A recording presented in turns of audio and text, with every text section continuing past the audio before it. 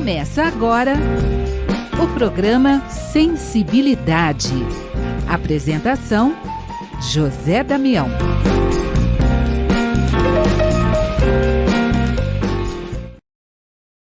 Alô, alô, alô aos amigos da Rede Boa Nova de Rádio, da TV Mundo Maior, as emissoras da Fundação Espírita André Luiz, do YouTube Tatiana Benites.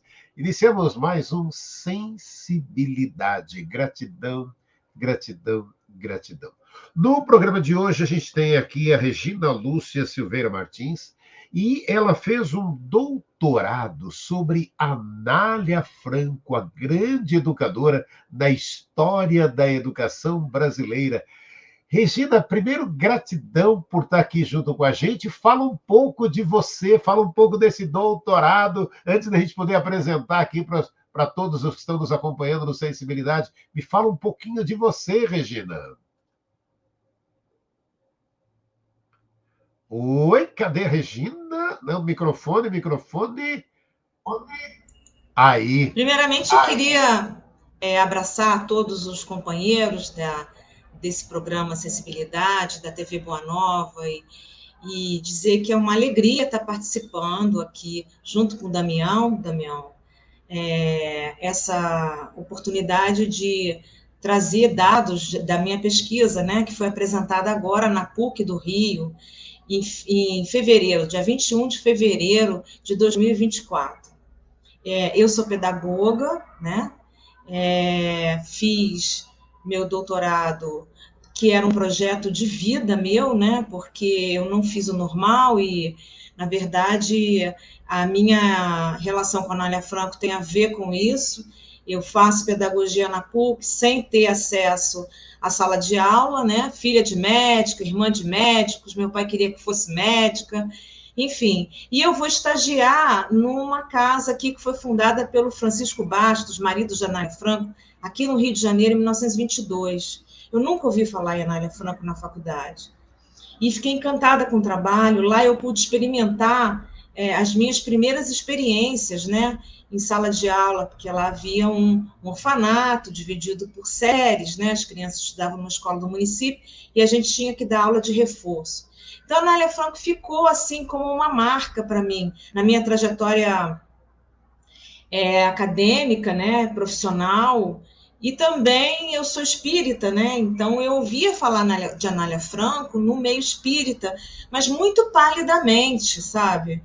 E eu ficava muito incomodada com essa questão de ter um espaço e saber dessa mulher, né? Então, ao longo da minha vida, eu fui colhendo informações. Com a internet, essas informações foram crescendo, né?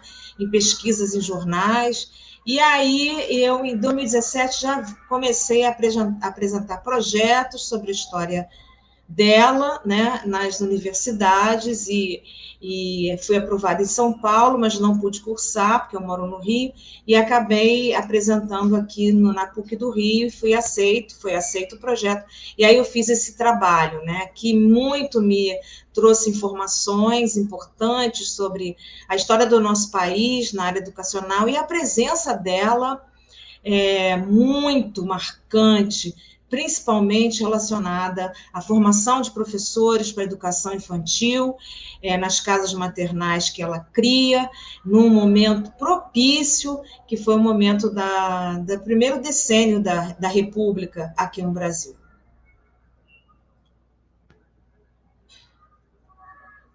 Não estou te ouvindo. Vamos então, a partir de agora, acompanhar Regina Lúcia Silveira Martins, Anália Franco, a grande educadora da história da educação brasileira. É você, Regina. Então, eu vou utilizar um pouco, eu vou passear por esses slides, né? E mostrar para vocês um pouco o que me chamou a atenção nessa pesquisa.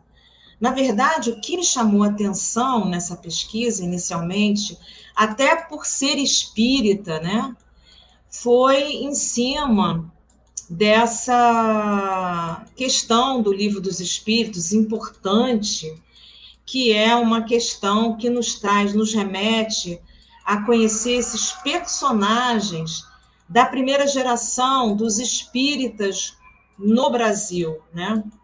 Então, existe uma pergunta 779 do Livro dos Espíritos que nos traz a informação de que os mais adiantados auxiliam o progresso dos outros por meio do contato social. Isso me chama muita atenção nas histórias desses baluartes da primeira geração do movimento espírita no Brasil, né? Bezerra de Menezes como prefeito, um empreendedor, né? Um empresário nas linhas de ferro, nas construções físicas da cidade do Rio de Janeiro, prefeito diversas vezes da cidade, Bittencourt Sampaio como presidente da Biblioteca Nacional, né? Luiz Olímpio Teles de Menezes, né, o criador do primeiro jornal espírita no Brasil, com uma gráfica na Bahia, enfim. O próprio marido de Anália Franco, a gente encontrou nas nossas pesquisas a relação do nome dele junto a uma lista dos espíritas do Brasil que queriam importar o primeiro livro dos espíritos em francês. Então, eram pessoas da elite cultural, que sabiam falar o francês, né? Estavam alocados em diversas funções sociais importantes e funções políticas. Então, é interessante a gente primeiro ter esse olhar focado para a importância do social no nosso trabalho. E não pode ser um trabalho escondido, né? E nem de proselitismo, mas a questão do exemplo, da disciplina, da organização. Então, a Anália Franco vai chamar muito a nossa atenção. Por quê? Porque ela foi uma empreendedora, né? E o que mais eu achei interessante, a gente vai poder discorrer aqui um pouco sobre isso, é que ela foi muito importante. Ela foi muito importante.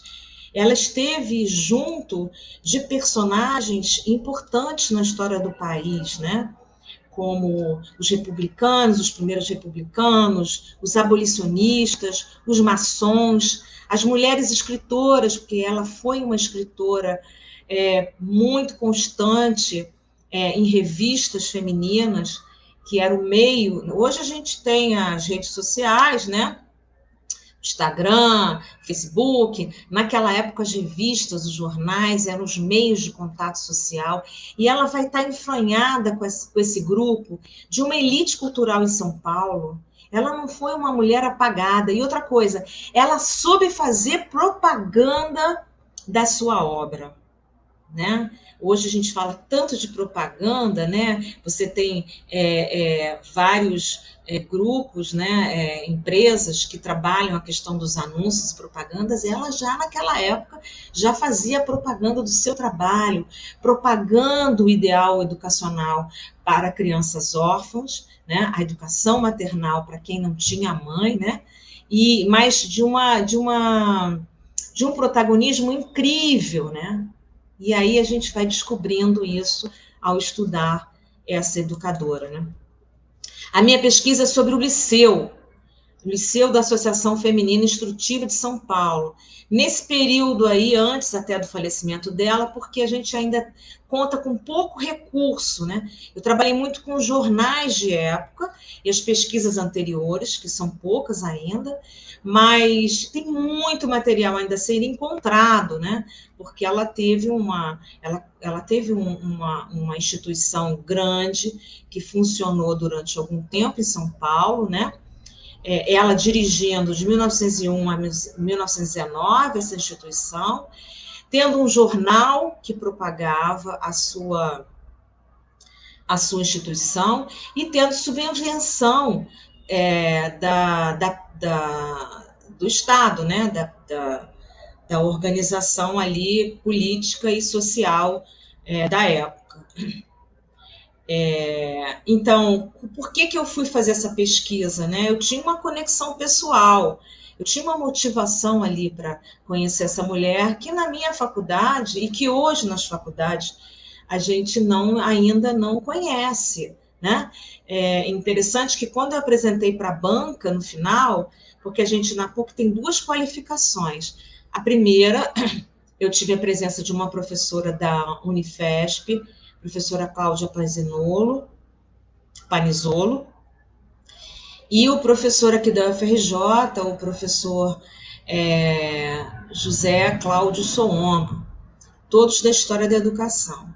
Mas quando você apresenta no final, você tem acesso a uma outra professora doutora que faz parte da sua banca, e é interessante que eles não conheciam a Anália Franco, tanto da UFRJ quanto a professora da PUC, que participou da banca final, ficaram encantados com o fato de uma pessoa assim tão citada nos jornais, né, de um trabalho tão importante que até hoje a gente sofre as consequências de uma educação infantil ainda muito sem uma disciplina formal, né, dos governos, com a exigência de um profissional competente ali. A gente tem várias vezes notícias nos jornais dos escândalos relacionados ao atendimento à criança nas creches, né? Então, é um trabalho, assim, de protagonismo, que com certeza vai se avançar agora no 3º milênio, nesses cuidados com essa primeira infância, tão importante na nossa doutrina e citada no Livro dos Espíritos, como o momento importante do desenvolvimento da personalidade que se inicia, dessa nova personalidade que se inicia para um novo desafio, que é o desafio da evolução, né? Então, a Anália me chama a atenção nesses 3 aspectos, né? A questão da importância dela no social naquela época, que a gente precisa resgatar hoje, a questão da propaganda da sua obra, e assim, incansável em relação à importância dessa faixa etária, e essa questão de hoje a gente ainda viver um desafio muito grande na formação dessas crianças nesses primeiros anos, né? O professor da universidade, ele ganha muito mais do que um professor da educação infantil, quando a gente sabe que é na infância, é na primeira infância que a gente está desenvolvendo esse ser, que deve ser um ser único em relação ao que ele traz, né? Enquanto essência, enquanto inatismo, que é a sua substância, herança divina, a sua substância eterna, que precisa ser resgatada constantemente pelo meio educacional, né? Para estudar o liceu, como vocês estão vendo aqui nesse primeiro gráficozinho, né? Linear, essa linha do tempo aí, eu tive que trazer para a pesquisa a formação da família dela, que é muito interessante, e a formação profissional, as suas ideias que ela vai apresentar nos jornais da época, nas revistas femininas, a sua rede de relações que ela vai estabelecer muito grande com uma elite cultural e social para que a obra fosse mantida e propagada, né? A questão da filantropia na Primeira República, a criação da associação, que ela vai criar junto com outras senhoras que vão propagar o funcionamento de casas maternais, lembrando que naquela época, até pouco tempo, a gente tinha os asilos, né? E ela vai viver ali, inicialmente, asilando crianças órfãs, crianças negras, né? Depois da lei do ventre livre, antes mesmo da criação da associação, ela aparece como uma pessoa voltada para a filantropia nessa área, e filhas de mães solteiras, enfim, ela vai agregar um público ali que inicialmente era a conotação de asilo, mas que ela vai mudar o nome, copiando muito a França, que já começa também a trabalhar as casas maternais ali, e ela vai, então, trazer a ideia para o Brasil. Para conhecer Euriceu, então eu tive que trabalhar com todas essas faixas da vida dela, na criação da associação, nas suas ideias e na questão da família e formação profissional. As fontes que eu utilizei, e isso é importante para o nosso movimento, porque a gente não está tirando assim do nada, né? Eu trabalhei com a hemeroteca digital da Biblioteca Nacional, muito material que eu encontrei sobre ela, citando o nome dela e citando o nome da associação, com a Fundação Carlos Chagas, que tem especificamente, se a gente coloca Associação Feminina Beneficente Instrutiva de São Paulo, a gente encontra algumas edições da Voz Maternal, que é o jornal que ela criou da associação, o Álbum de Meninas, que foi uma revista que ela criou antes da fundação da associação em 1901, quando ela fala da importância da professora, da profissionalização da mulher, da importância da educação no lar, inicialmente, e depois nas instituições que deveriam atender para essa criança, já que a mulher já estava se profissionalizando, a gente está falando do início do século XIX, né? Não, início do século XX, final do século XIX.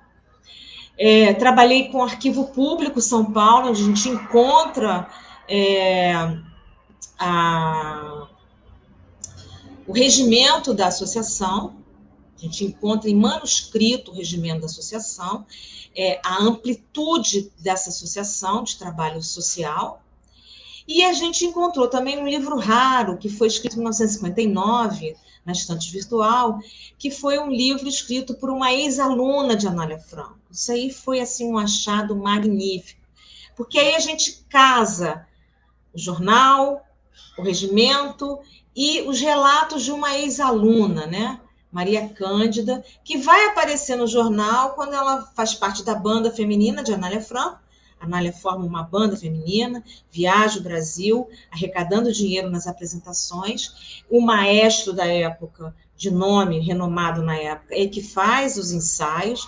As meninas se apresentam, a banda se apresenta, e ela, então, num dos jornais eu encontrei o nome da própria menina. E, então, a veracidade das informações cruzadas, né, entrecruzadas, dão fidedignidade à pesquisa, né? E a Anália Franco presente. Aqui, eu não sei se dá para vocês verem, né? A gente tem mais de assim, muitas citações de jornais da época. Vocês estão vendo aqui na primeira linha, de 1900 a 1910, né? 1909, de 1909 a 1919. Eu optei por trabalhar com o Correio Paulistano, pela quantidade de citações de Anália Franco que a gente tinha na época em que ela esteve à frente dessa associação. Mas isso não quer dizer que a gente vai encontrar no Maranhão, em Natal, em Minas, citações de Anália Franco, pessoas políticas querendo copiar o trabalho dela nas suas cidades, nos seus estados, que era emergente ali atender. Havia uma necessidade, na época da Primeira República, de você rapidamente alfabetizar e, vamos dizer assim, e construir uma civilidade, né? Um povo civilizado, já que as transformações arquitetônicas, né, das cidades estavam acontecendo e você tinha necessidade de ter um homem mais moralizado, vamos dizer assim. E a ligação da educação com a moral, ela é feita aí nesse momento, né? O letramento, o conhecimento, libertaria esse homem da sua animalidade. Isso é muito presente e forte nesse período republicano. Aqui eu trago a página da Fundação Carlos Chagas, o Estatuto Manuscrito e o livro da ex-aluna de Anália Franco. Trabalhei com algumas fontes, se a gente reparar as datas aqui, eu não sei se o pessoal está conseguindo ver, né? Aqui nós temos algumas dissertações anteriores e teses anteriores à minha, e a gente vai verificar que a descoberta de Anália Franco é muito recente, né? É muito recente.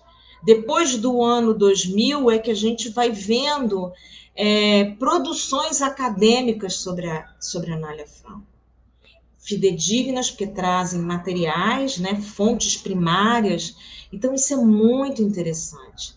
E a impressão que eu tenho, quer dizer, eu apresentei a minha agora em 2024, já sei que tem uma colega apresentando ano que vem sobre as romances que ela escreveu. Então, assim, a impressão que eu tenho é que essa pesquisa vai se avançando ao longo desse tempo que a gente está vivendo, porque o trabalho dela, ela foi protagonista de uma relação importante da pedagogia infantil e que ainda a gente não tem na prática, no nosso momento planetário até, né? Não sei, eu posso falar, a gente pode falar aqui do Brasil, né? Muito específico, esse cuidado com a criança, e talvez nos países próximos a nós, em situação que a gente vê aí nas imagens, né, as crianças muito que abandonadas, né, porque estão vivendo alguns conflitos, em guerras. Então, assim, quanto isso representa no futuro dessa faixa etária, né? Então, é muito interessante a gente... Claro que a gente vai usar muito também pela qualidade do material. Esse livro, Anália Franco, escrito pelo Eduardo Monteiro, né? E ele traz muito, mas muito material primário, né? Ele consegue visitar a associação quando ela existia em São Paulo, e ele traz assim muitas fontes. Esse livro é muito pesquisado e é muito utilizado na academia.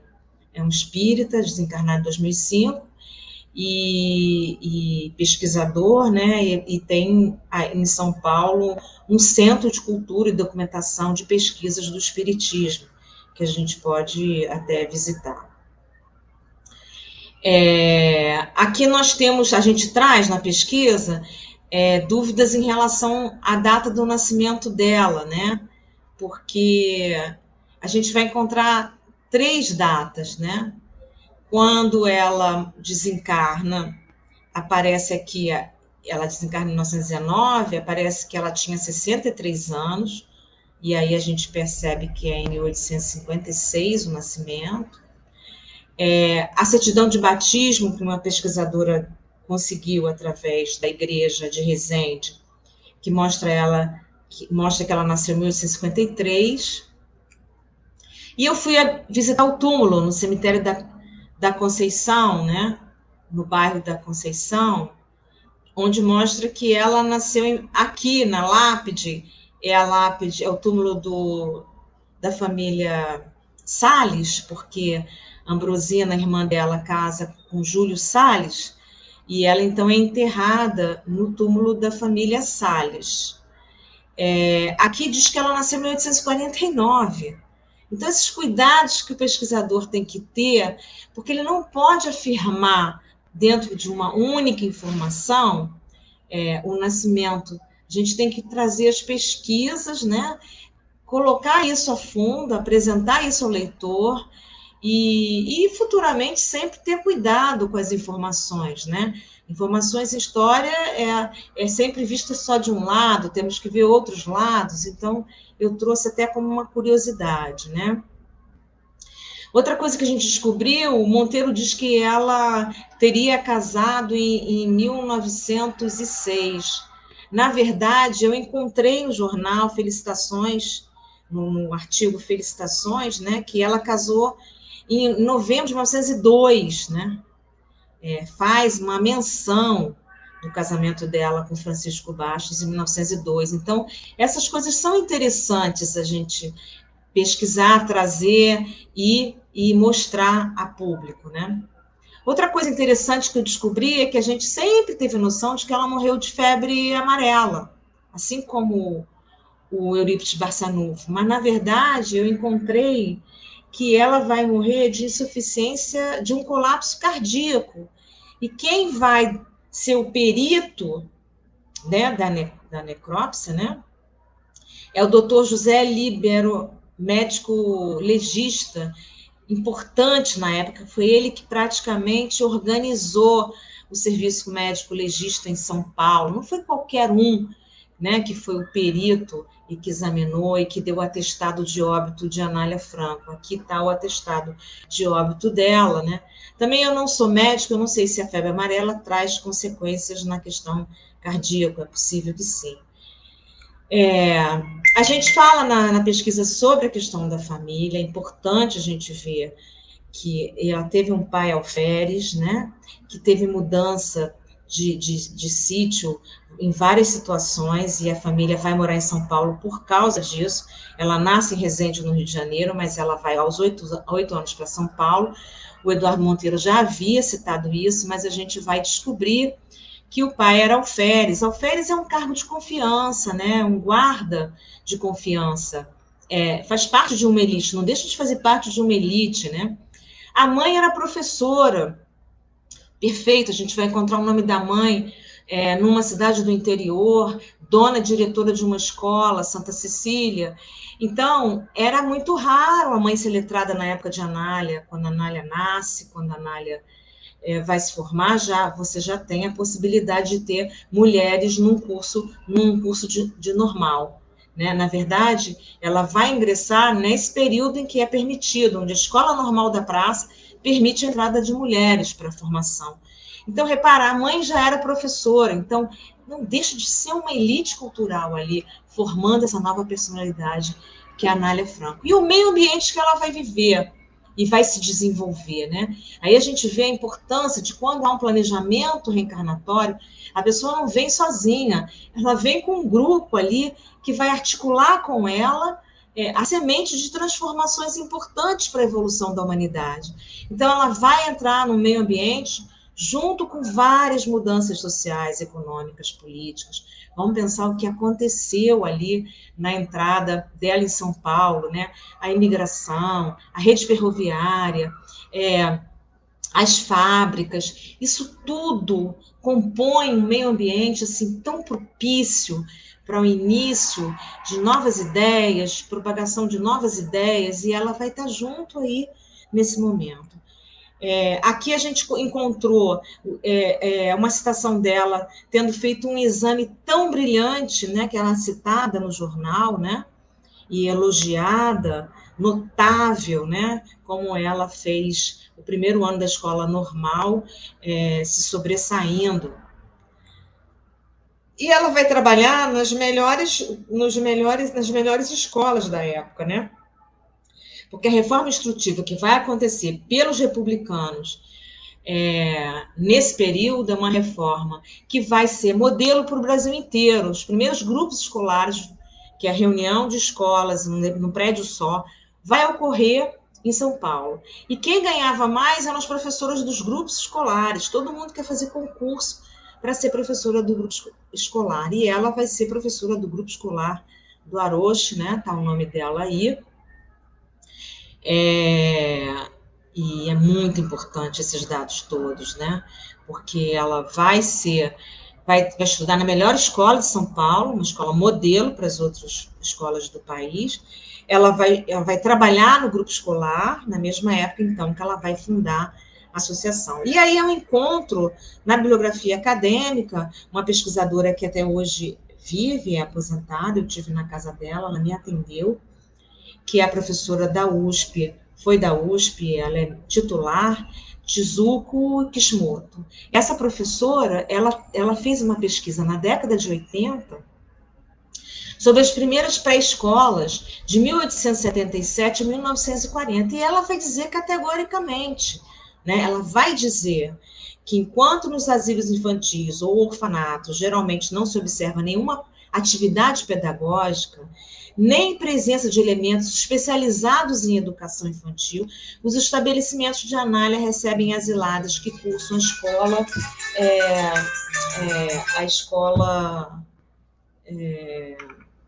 o liceu, né, que faz parte da minha pesquisa. Então, eu pego esse gancho e continuo essa pesquisa.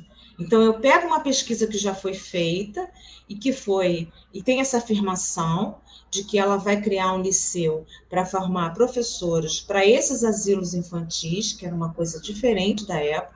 A reforma instrutiva trabalhava os alunos de 7 anos em diante.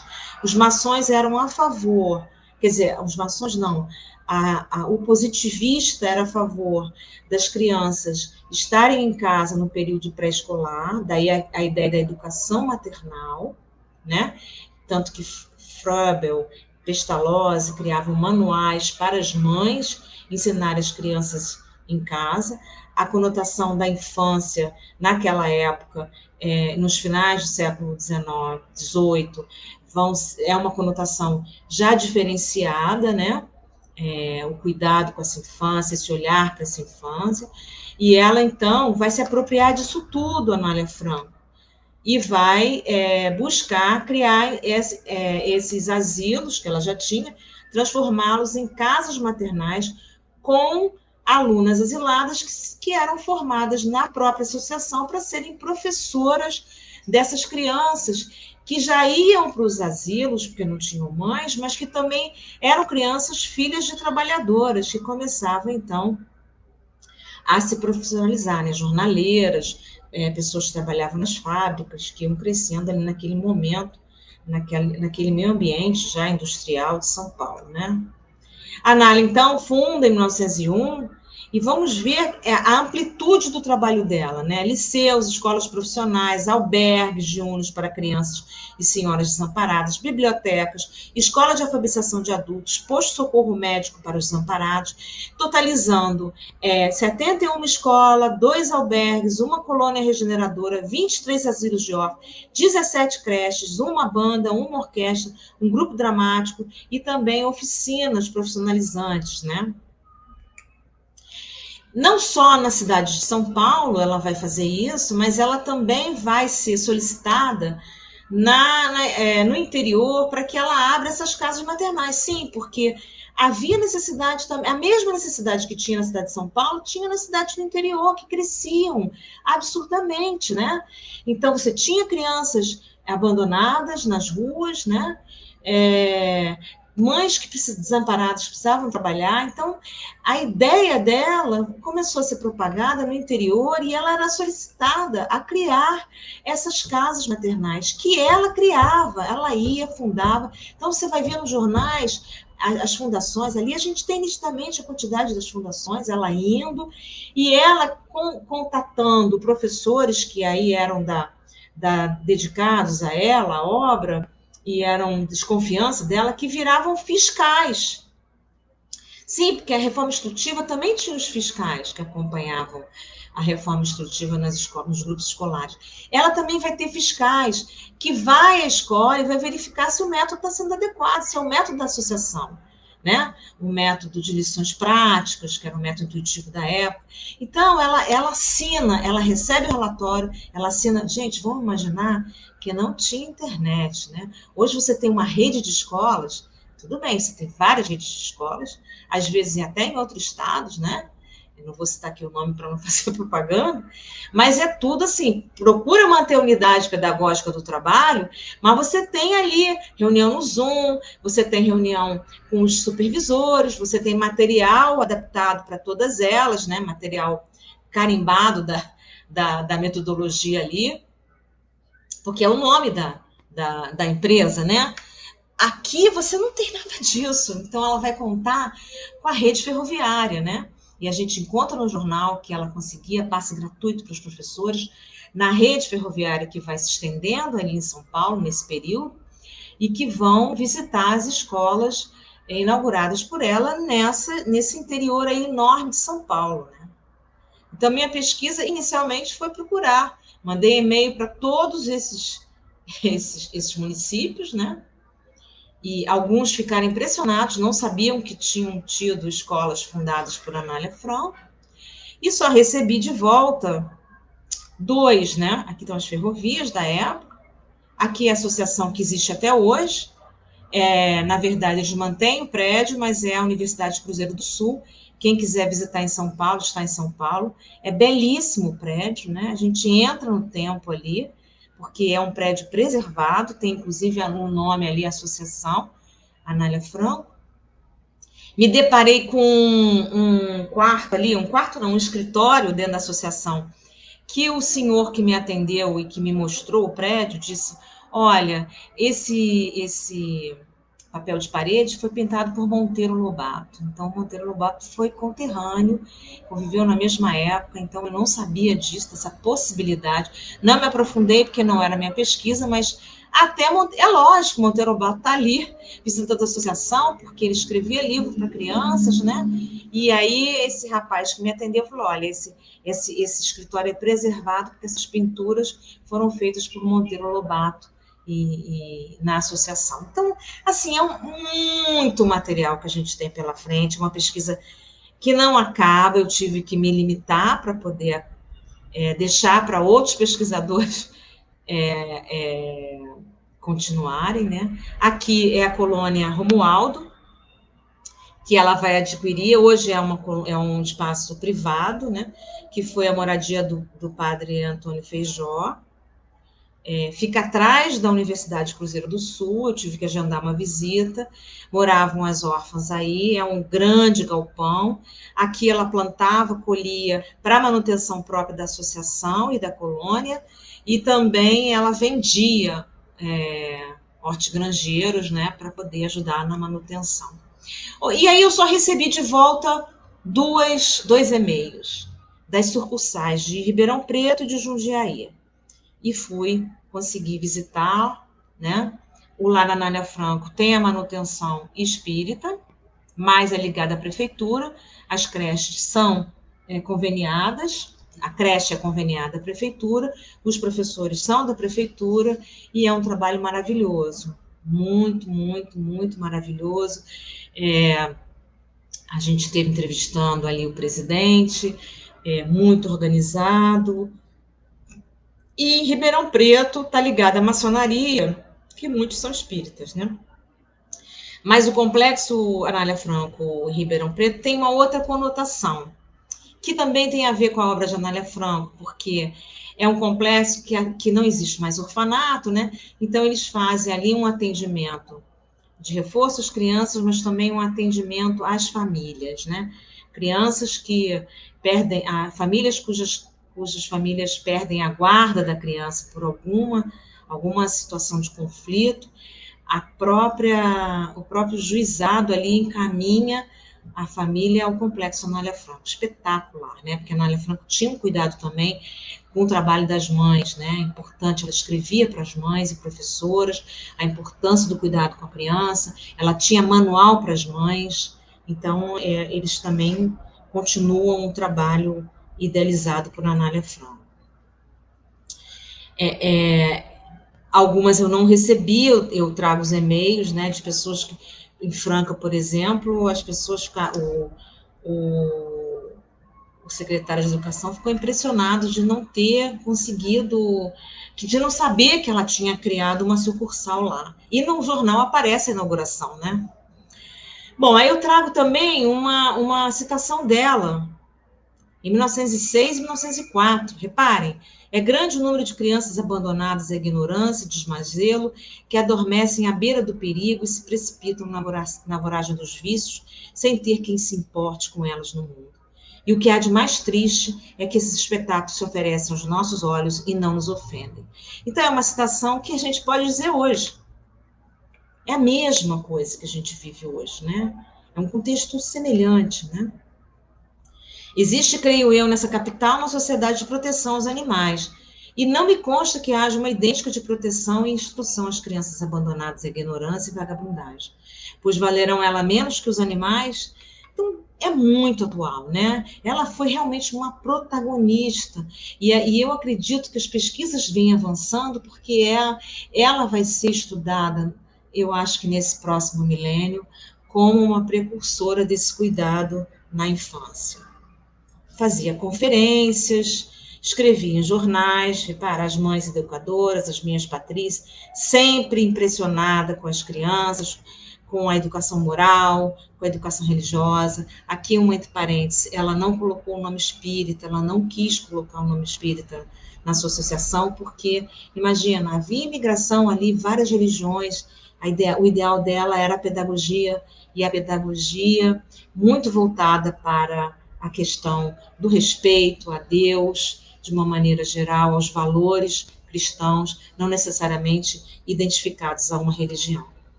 Ela, então, vai trabalhar a educação maternal, né? E a gente sabe que os laços sociais são necessários ao progresso da família, e mais apertados o da família nesse sentido, né? A importância da família na construção dessa nova personalidade. A gente sabe, pelo Livro dos Espíritos, que é nessa fase que a gente pode reformar os caracteres e reprimir os maus pendores, né? Não vamos esquecer que a nossa pedagogia, o espiritismo, a doutrina traz essa síntese da pedagogia, traz o aspecto inato e traz o aspecto construtivista, né?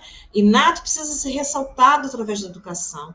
E é na construção dessa nova personalidade que a gente consegue relevar, né? Revelar esse lado que todos nós temos, né? Que é inato, que é o tesouro oculto, que é a pérola preciosa, enfim. E que no nosso mundo a infância é obtusa, por isso que é nesse período que você pode reformar alguns caracteres, né? E a gente pode contribuir com a educação. Então, é claro que aí no final da pesquisa eu trago esse alinhamento com a doutrina espírita, porque ela é inatista, ela traz essa ideia, né? E, ao mesmo tempo, esse cuidado e a importância da educação como uma construção mesmo, junto a essa nova personalidade, de valores morais que integram essa personalidade e fazem ela se adaptar melhor ao mundo, construindo-se, crescendo individualmente e coletivamente. O tema foi esse liceu, então a gente tem uma foto de jornal dela sentada, ela está aqui no meio das professoras, né?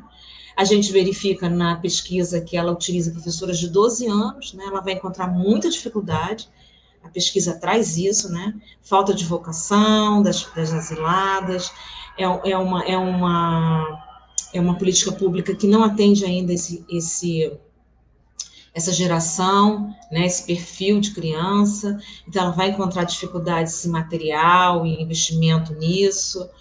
Ela vai encontrar tanta dificuldade que ela vai... aqui eu falo da metodologia, vamos avançar, que ela vai colocar no jornal a necessidade de conseguir senhoras interessadas em darem aula.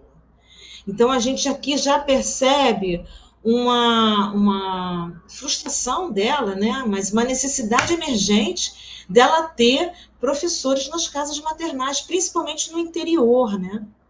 Então, esse anúncio de jornal, ela diz mesmo, convida as senhoras que desejam habilitar-se na prática das escolas maternais a comparecerem à Rua São Paulo do meio-dia a 3h30 da tarde, todos os dias úteis, para receber as instruções indispensáveis. Não havendo interesse em sair da capital, nem apareça. Então, ela queria... O que ela idealizava como formação no liceu já passa a ser instruções, né? E que é o que a gente vê muito hoje em dia, né? Às vezes nas creches, até mesmo aqui no Rio de Janeiro, em bairros distantes da metrópole aqui, creches onde só a diretora tem informação exigida, os demais são ajudantes que assistem a criança, e que isso não é o melhor nessa condição ali da criança, que está em desenvolvimento da sua personalidade, né? Onde tudo que você faz emocionalmente e cognitivamente e socialmente, ele impregna de um jeito que fica cada vez mais difícil de você tentar mudar. Então, aí é um sintoma do que vai acontecer, né? E repare que isso vai acontecer já em 1909. Então, a gente entende porque essas sucursais foram desaparecendo, né? O desinteresse, ela mesma vai dizer na voz dela, né? O desinteresse vocacional, algumas alunas eram até analfabetas, ela tinha que alfabetizar antes, havia um despreparo, material escasso, as alunas eram paupérrimas.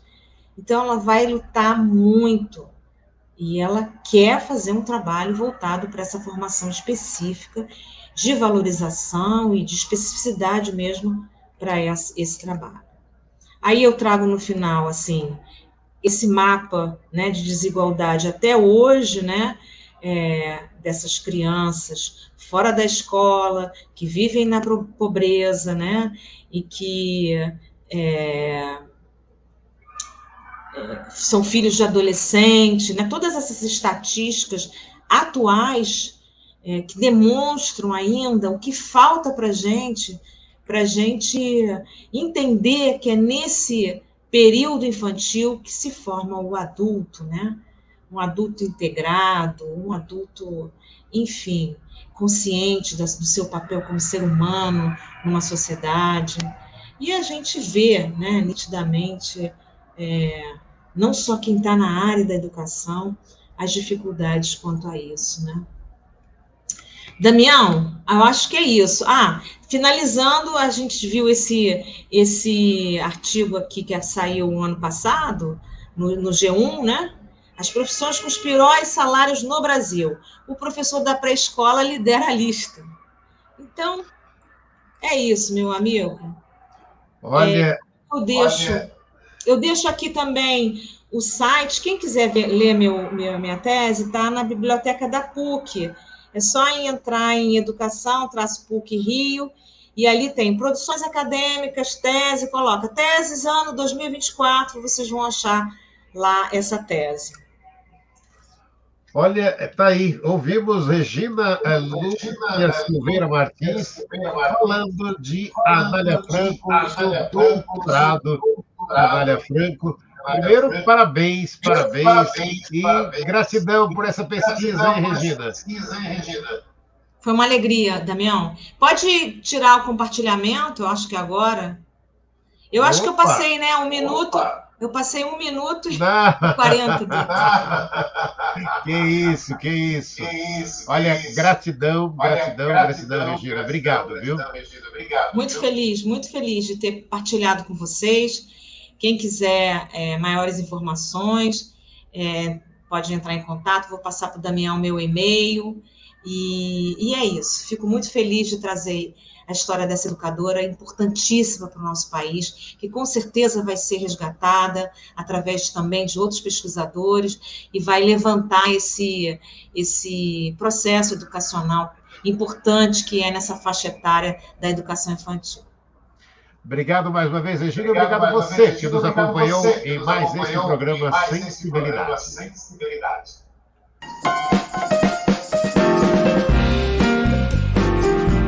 Você ouviu o programa Sensibilidade.